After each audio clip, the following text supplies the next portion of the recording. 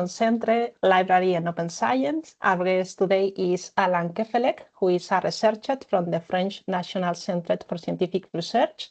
Alain is specialized in archaeometry, and he is the creator of PCI Archaeology, which is a platform to promote free open science in archaeology.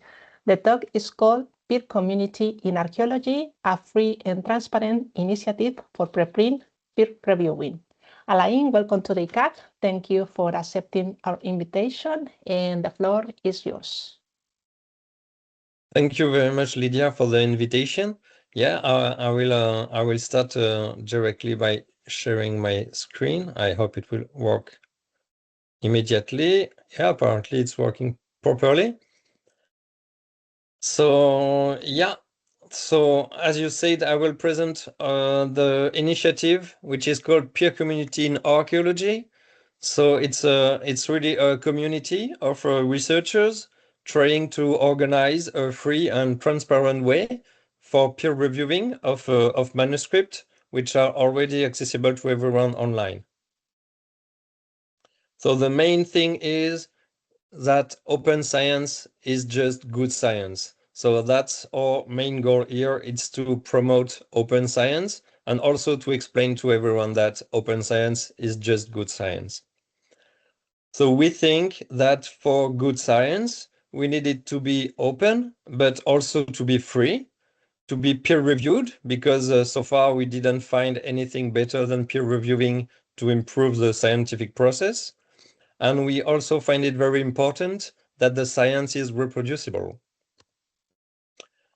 So as you mostly probably know, the current system of scientific publishing is based on 3 different models.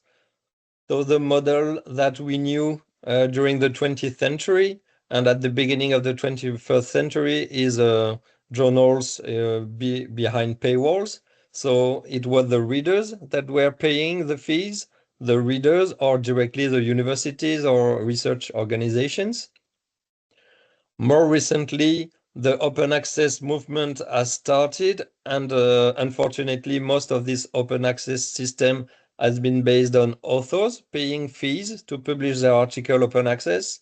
And we also saw a lot of journals in the big commercial publishers who chose to be hybrid open access. It means that we pay the double tip because the universities remain registered for these journals, and if you want your paper open access, the authors, they still need to pay.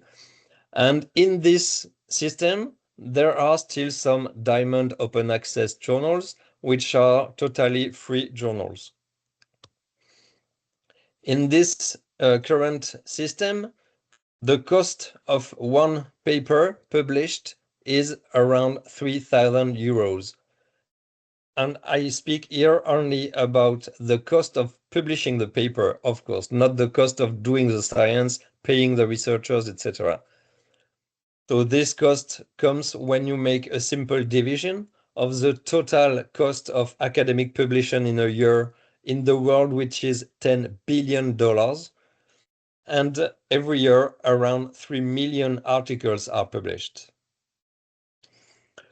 Another big problem in the current system is the oligopoly, since, as you can see here, more than 50% of the articles published in the world are published by the 5 big commercial publishers.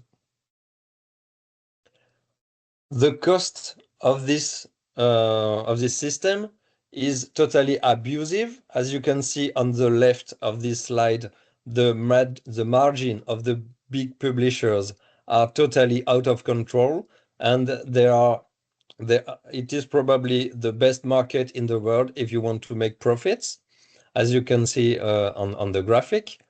And these costs are also rising every year. Every year it's several percent of increasing, despite the publishing system being more and more online, based on PDF and on the websites, and not publishing the paper, printing the paper. So the cost should not be rising at all. One figure I'd like to tell is the benefits. So the margin of the group which own Elsevier, and Elsevier is the main company in this group. Their benefits is 2.6 billion euros a year, which is the total CNRS annual budget, including all the equipment, the salaries of 30,000 people, etc. So just their benefits, it's most of the French research budget. This rising in the cost has been also compared to the problems we all face in all universities worldwide. And for example, in the University of Liège, they made the calculation that the rising of the cost is making them lost 3 permanent jobs every year. In the recent years, there have been a new way of publishing scientific manuscript, which is called preprints.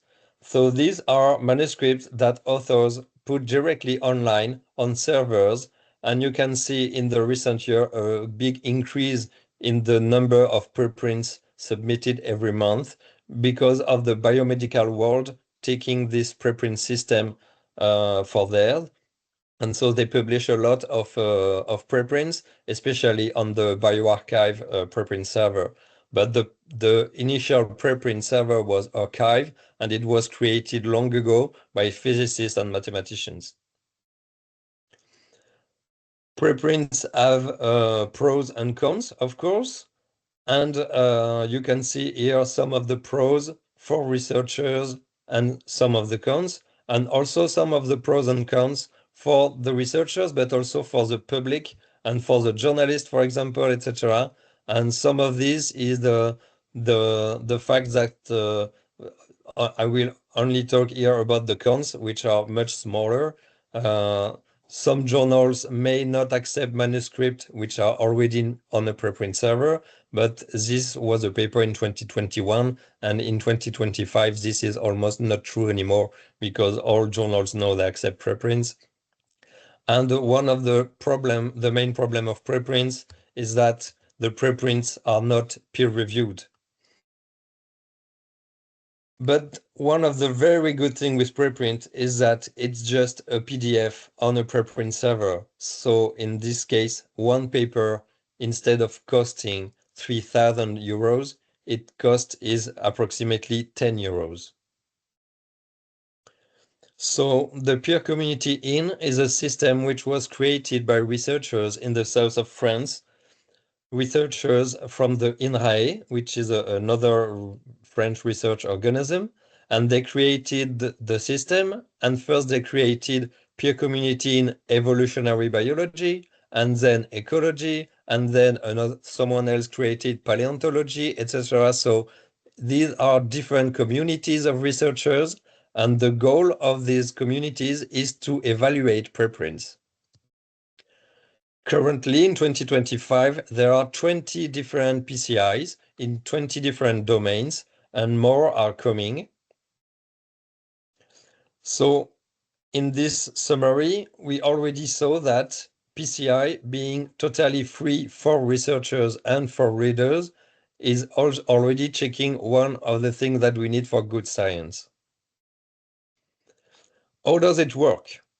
So the first thing is for authors to put their preprint on a preprint server. It means that the authors, when they decide that the manuscript is ready to be online and read by colleagues, it's not an editor in a journal that decides this 12 or 18 months later. It's the authors, when they decide that their manuscript is ready, they put it online on a preprint server. They can put it on any preprint server. This is, we don't care about this. We are not a preprint server. So there are already many preprint servers. So you just choose the preprint server that you want. And you also put all your data, script, code, if you make scripts in R, in Python, if you make your data, put your data in spreadsheets, CSV files, etc. And you put this on a repository. It can be the preprint server, it can be another repository. This is also on your choice. There are some preprint servers which have direct submission to PCI. It means that the founders of PCI, they worked with some preprint servers, and now you can have a direct connection between the preprint server and the PCI. So it works from HAL, which is a French preprint server or French archive. It works for bioarchive for ecology and evolutionary biology, and it also works with the digital CSIC in Spain. So the second step, when everything is online, is to go to the peer community in archaeology, for example, website, if you are an archaeologist and your paper is about archaeology, and then you make a very easy submission on our website, because you don't have to put figure by figure, table by table, and spending half a day making your submission like in a traditional journal. You just make a very simple submission because there is already a DOI which has been given to your paper by the preprint server. So you just put the DOI, you copy and paste the abstract, and you can and the submission is finished. At this time, you can suggest recommenders. So the term of recommender is pretty important for us. They have the same role as associate editors in a traditional journal, but since at the end of the process they will write a recommendation for the paper, we do not call them editor or associate editor, we call them recommender, but they have the same role. So when you submit your paper, you can suggest a recommender or multiple recommenders which are close to the subject of your paper. One of these recommenders will decide to handle your preprint because they have time, because they find the paper interesting, etc. And the recommender, they will invite reviewers. Like in a traditional journal, they can invite reviewers which are already in our database, or they can invite anyone in the world just with their name and email. A standard peer review process will then begin. And maybe there will be a version 1, a version 2 of your paper, maybe a version 3. And at the end of the peer review process, of course, the paper can be rejected. It happens. But most of the time, the paper will be improved and the final version of the paper will be recommended by the recommender. At this time, we publish on our website a recommendation. So it's a short text written by the recommender. And we also publish all the review process. We want the evaluation to be totally transparent. So this is an example. On the left, you can see a paper that has been recently recommended by PCI Archaeology. So you can see that there is the link to the recommended preprint. So of course, when you go to the PCI Archaeology website, you want to be able to directly go read the manuscript itself, the last version of the manuscript. You can also see the link to the data, to the code, etc. If the paper has been published in a journal afterwards, you also have a link to the published paper. And what you can see on the right of the slide is a recommendation written by the recommender, which is a short text, putting the paper in context, explaining why the paper is interesting, and why the recommender wants to recommend this specific manuscript. So this recommendation is what we publish on our website. This recommendation has a DOI. It is published, it is citable, and it is also a way to encourage editor to make good work, reviewers too, etc., because we want to value their work. So we have seen now that the process is totally open, the paper is open, the evaluation is open, the peer review is open. So everything is open, free, and peer-reviewed. And since we also make it mandatory to share raw data, raw script, Python script, GIS script, etc., we also make it more reproducible than most of the paper you see in standard journals. We also offer peer community in registered reports, which is a very specific peer community in. It's not dedicated to a discipline. It's dedicated to a way of reviewing manuscripts. So in PCI registered reports, and it can be valuable for archaeology too, you have two stages of peer review. There is a stage 1 peer review, which is made after you develop the idea and design the study. So you submit to PCI registered report a first version of your manuscript, which do not have the results. It only has the introduction, your hypothesis, and it describes the method you plan to use. At this stage, the manuscript is already peer-reviewed by specialists. So if your method is not adequate, if your sample size is too small, if your hypotheses are not good, etc., you already have access to other colleagues reading your paper and telling you before you make errors that you could improve your methodology, etc. When the stage 1 peer review is finished, you then start to collect and analyze your data. Then you write a final paper, and then you are peer reviewed again by the same reviewers. And at this moment, the reviewers, they do not look at your methodology again. They will only look at did you do exactly what you would do?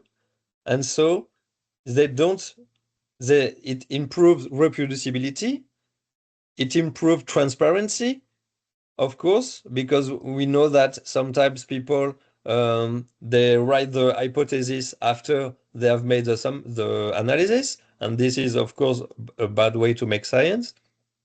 There is also less publication bias because you will publish your results even if your results are not significant or you don't have a very exciting result, but the result has been the research has been made, the time has been spent, and so you need to publish it so that everyone is aware that this kind of methodology on this kind of sample, it doesn't work, for example. It's important so that there is not another team that has the same idea, do the same research, and spend time on the same useless research. So when you publish registered reports, none of these things matter. At the stage 2 of peer review, the reviewers are not supposed to evaluate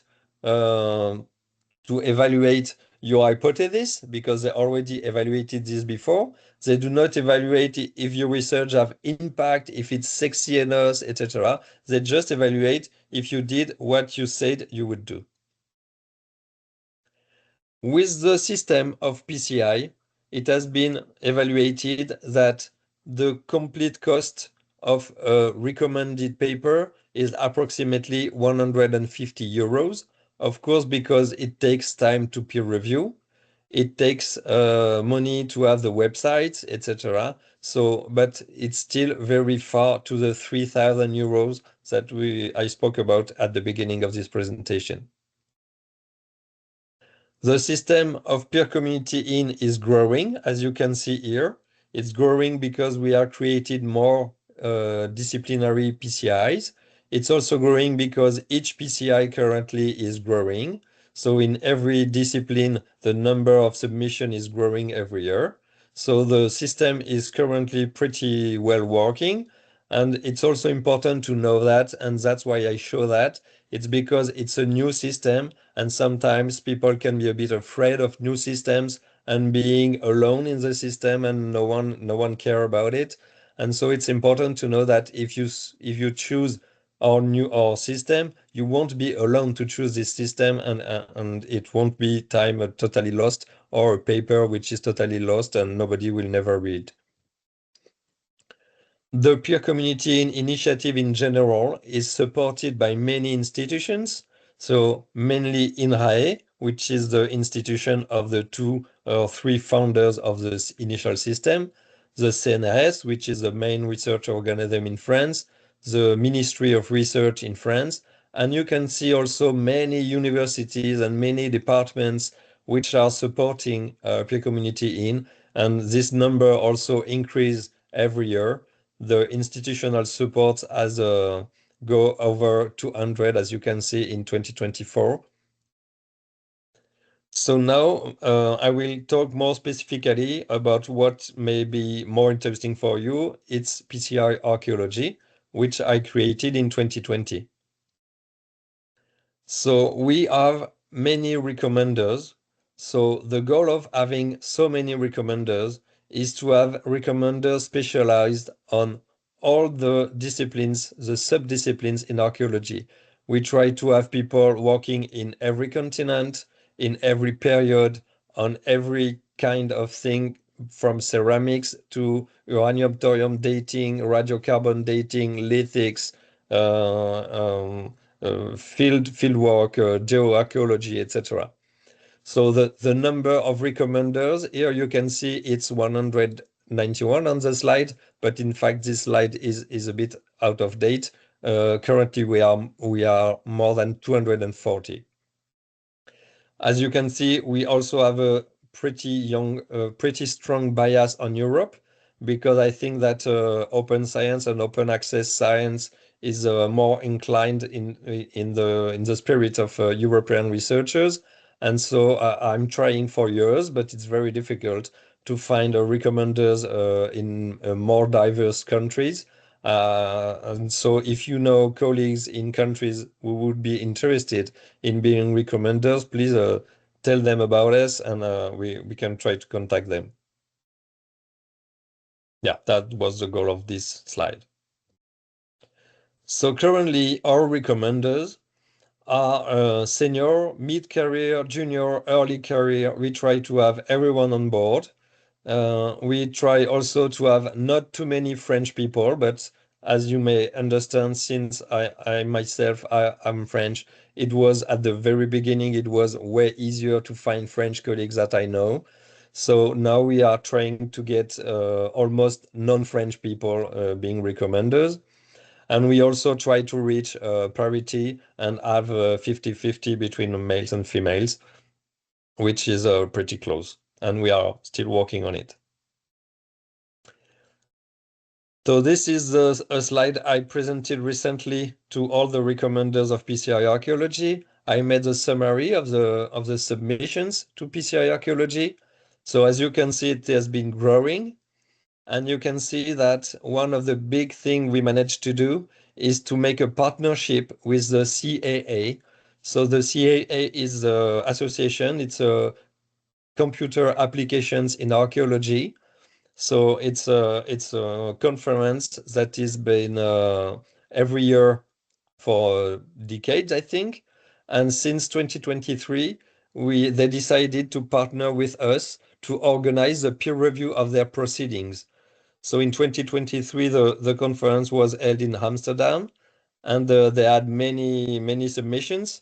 So it made a big increase in the submission at PCI Archaeology. In 2024, the conference was in New Zealand. So it was, since the conference is a lot about European archaeologists making these conferences. This time it was in New Zealand, so the conference was much smaller. And in 2025, the conference was 2 weeks ago in Athens, and there were 400 papers submitted. So we expect to receive several hundred submissions to PCI Archaeology in 2025, and we will organize a peer review of all these conference proceedings. The archaeologists so far, they are using mainly Zenodo as the preprint server. It's very convenient. It's based in Switzerland. It's a deposit where you can deposit the size, the file size that you want. It's a deposit which is organized by the CERN, so they are aware of very big data, of course.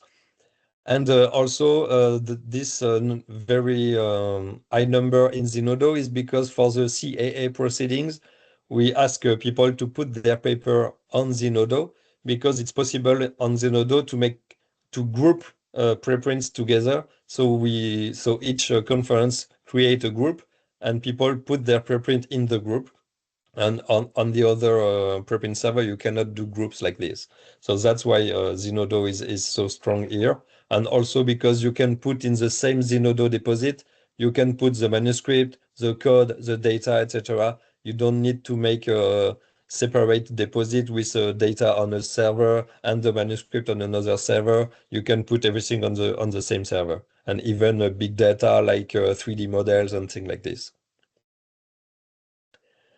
Here you can see that the first author of the submissions are coming from many different countries, so that's really nice.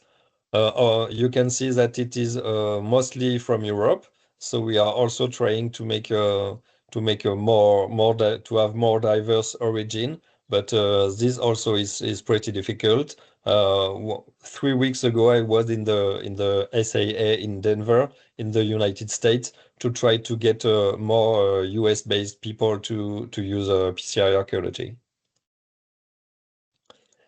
We can also see that the number of visitors on the website is increasing every year. So it means that people come to our website and they read the recommendations, they read the reviews. And so apparently our process of transparent peer review is interesting for researchers because they don't only go to the preprint server, read the preprint, they also come to our website to see what the reviewers said and to read what the recommender have to say about the paper. Here are the statistics of the length of the evaluation process. Of course, we are not a commercial publisher. We are all archaeologists in the system. It's a community of archaeologists. So we all know how it works in different countries to make your CV, to have grants, etc. So we try to have a balanced movement between the pressure we try to put on the reviewers and the recommenders so that the review is pretty rapid, but also we all know how many deadlines we face, how many teaching we have to do, how many field work we have to do, etc. So we try to get a balance between the life of the authors and also the life of the reviewers and the editors. So far, you can see that we have something around 50 days for the length of the first round of review, which I think is not too bad compared to many journals in which you wait for a month and month before having your first round of peer review finished. And I think that this pretty low number is directly connected to the fact that reviewers and recommenders, they know that when they are taking their time on their job to work for PCI Archaeology, they know that they are not giving their time to Elsevier, Springer, or another big commercial publisher. They are giving their time to the community, and nobody is taking money from their time. As you can see here, we also have a very good acceptance rate of reviewers. So this also is probably based on the same argument I said just before, because people know that this time won't be time given to Elsevier or Springer or Taylor and Francis. And it's also, I think, because we have many recommenders.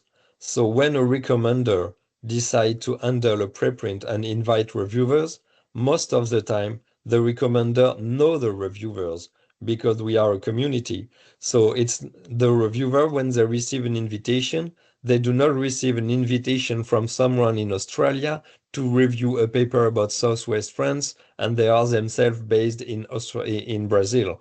Most of the time, the recommender invite reviewers which they know, and so the reviewer, they say, okay, it's Mr. X inviting me, I know him well, he's a good guy, the paper seems interesting, and the PCI Archaeology is totally free, I will do the review. You can see that we also propose the reviewers to be anonymous. At first it was a serious question. We wanted maybe to have all the names of the reviewers, but after thinking about it, we decided that it was important to let the reviewers decide to be anonymous if they really want, because we also are archaeologists ourselves, we are researchers ourselves, and we know how it works. and it can be pretty difficult for a young researcher, for example, to sign a review on a paper with a senior researcher in which lab he wants to go the next year. So of course we let the reviewers to stay anonymous if they want. One of our problem, and we are trying to work on this, is that as you can see, the percentage of anonymous reviewers is growing, and that's not good for us. We would prefer largely that this number would be diminishing, and so we are going to try to work on it and to have less anonymous reviewers.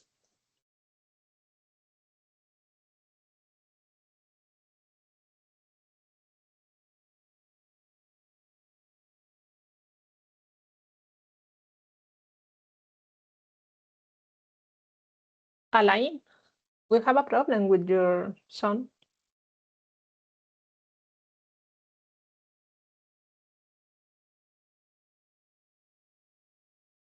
No.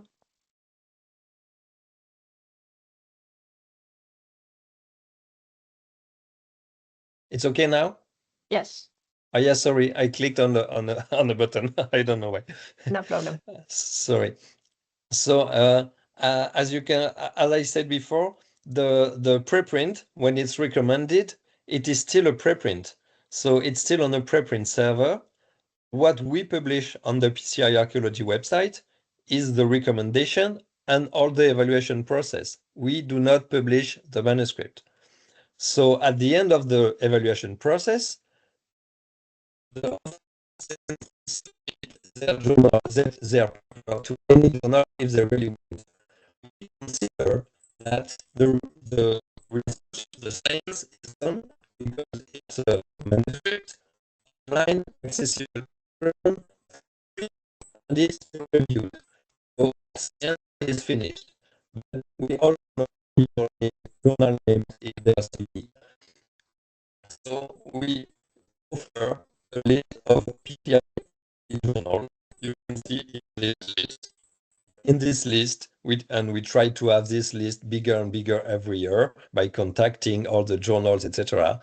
And these journals, they will accept submissions after the recommendation of PCI Archaeology. Some of them, they will directly publish the paper. They will consider that we already did the job of peer reviewing, so they will only do the editing and publish the paper directly. So that is the case, for example, for Journal of Lithic Studies. It is the case for Archaeoscience. It is the case for PLOS ONE most of the time, etc. So you can see here that these journals, most of the time, they directly published the paper. Some other journals, they sent the paper for more peer reviews, but it is the choice of the authors to submit their paper in this kind of journal. We also offer a Diamond Open Access journal. It has been created in 2021 because in some of the disciplines covered by other peer community than archaeology, some disciplines, they don't have any Diamond Open Access journal. So one of the problems in these disciplines is that all the recommended preprints, they had to go to other journals after, and they always had to pay for it. So the peer community initiative in general, we decided to create a journal totally free of charge. So this journal takes every paper which is submitted and has been recommended by any PCI. And since currently there are 20 different PCIs, it is a generalist journal with 20 different sections. So currently, since 2021, more than 450 papers have been published in this journal. So again, it's important to know that you won't be the only one publishing in this journal. And in the archaeology section, there are already 24 papers. This journal is indexed in every database you can think of because the founders of the peer community initiative, they work all day to make all these kind of things. They were researchers in ecology and evolutionary biology, but since they created peer community they dedicate 100% of their time to peer community in. So they create the journal, they create new PCI, they do an amazing job. And so the peer community journal is indexed in all the databases that you need it to be. And the journal is in quartile 1 already in different disciplines, etc. I know that in Spain, it's pretty important, the quartiles. That's why I say that. In France, we do not take care at all, but it's different for every country. So that's why I mention it. So as researchers in archaeology, what you can do to help spread PCI archaeology. So the very big thing, and I say thank you again, the big thing is to invite me to make this presentation. Thank you, Lydia, again. But what you can do as a listener of this webinar is, of course, to submit your next paper. If you have a paper on your computer almost ready, don't spend 12 months submitting into a traditional journal. If it's ready, make a PDF, put it online on a preprint server, and come to our website, make a submission. It takes 5 minutes. Of course, if you are a recommender in PCI Archaeology, or if you want to be a recommender and you are invited to recommend a paper and the paper is interesting, please accept to be the recommender, because sometimes we know it takes a bit of time, but most of the time, at least the first part of the recommendation process for the recommender, it is just to invite 5-10 reviewers and wait for reviewers to make the reviews. Please, if you are contacted to review a paper, please review it, because we are a non-profit organization. We do not make money about it. So at least you will spend time for the community and not for the shareholders of Elsevier. It is also very important that as researchers, you endorse the papers that have been recommended by PCI Archaeology, maybe published in peer community journal, by citing them and considering valuable this kind of papers, so that everyone can understand that these are traditional papers. It's not fake papers. It's not because it's on a preprint server that it's not and not printed in paper that it is not a real academic piece of science.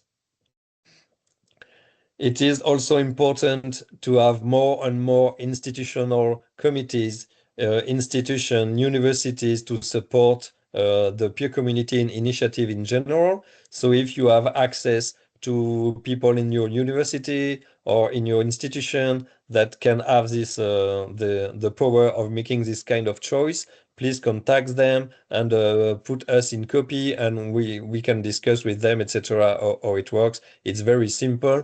The thing is mainly for us to put a logo on the website, and also there are many universities or institutions that use a bit of their library funding to give to the PCI initiative 1,000 or 2,000 euros a year to support the servers, the website, etc. And also, which is very important, and what we are doing today, spread the word to your colleagues. It's very important because, of course, preprints are not still a very big thing in archaeology. So preprints, it's becoming a big thing in biomedical, in ecology, in all kind of physical science, etc. But in archaeology, preprints are not still very widely used. So spreading the word about preprint and the fact that you can have your preprint peer-reviewed is also very important for us. And remember, open science is just good science.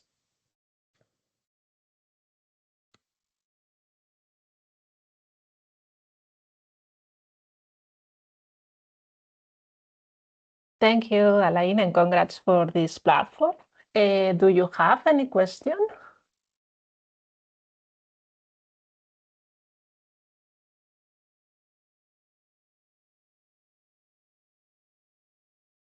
Yeah, I'm happy to answer any question, because I know that the thing of preprints, especially, in fact, it's in archaeology, we have in fact two different difficulties to go over. Is people using preprints first, because preprints, three difficulties: it people using preprints, people putting their data online, because in archaeology sometimes people like to sit on their data for decades.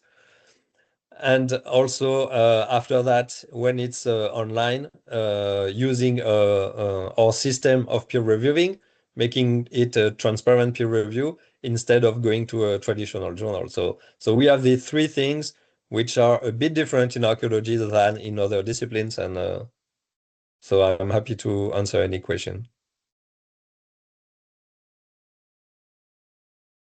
I'm going to talk with my director to support this initiative, because I think it's a good idea. Yeah, that would be great. And that's free. Yeah, if I may, congratulations, Alain, for the initiative and this excellent work you are doing. So yes, I will speak with Lydia, with the staff of our research center, to evaluate that and to see how we can join you in this important work. Yeah, so thank you very much. Yeah, if you want to have a direct conversation with someone, I think that Ruth Blasco is working in Tarragona. In the IPES. And she is very committed to PCI Archaeology. She is in the managing board. She knows everything about PCI Archaeology. So also, if you want to have a direct conversation, she can answer all your questions. Right, thank you. Yes. We have a comment in the chat of Lydia. PCI must be the near future. Thank you very much for your talk. Yeah, thank you, Lydia. Yeah. We think it is the future. It's also the future because, you know, the European Commission, when they created Coalition S, so probably you heard about it, when they created Coalition S and the Plan S, it was to promote open science for European projects. And one of the problem of this at the beginning is that it has pushed a lot for gold open access, very expensive open access journals, and now they are so it was good because it pushed for open science. So 5 years later, we can see that many papers now are in open science, which was not the case 5 years ago. And now they are changing a bit, not a bit, they are changing strongly. And now they are advocating for diamond open access journals and also for what is called the publish, review, curate system. It means that first you publish. So this is to say, put your paper online first. Then you organize a peer review. So that is PCI Archaeology or other systems like this, but PCI, of course, is the best. And the third is to curate. So in this system, journals are curating papers. It means that papers are already online, already peer-reviewed outside the journals. And the goal of journals is to curate collections of paper in a domain so that people don't have to look everywhere online to find a paper. They will know that if they want to read a paper about lithic archaeology, they know that they need to read Journal of Lithic Studies. But it's not Journal of Lithic Studies that organize the peer review anymore. They just select good papers which are online, and they put these papers in their journal so that when you are interested in lithics, you know that you can trust Journal of Lithic Studies to have the best paper of lithic studies in their journal. So this is the publish, review, curate, and this is what now the Coalition S is pushing forward. Any other question, comment?